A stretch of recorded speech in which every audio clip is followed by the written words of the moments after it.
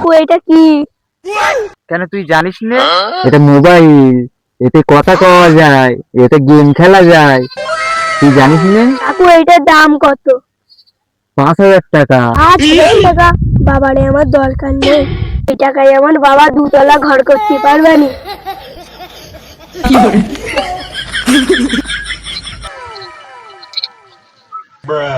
এ বন্ধু, ও কি ফোন ও বন্ধু? আইফোন। বন্ধু কত নেছে তোর ফোন?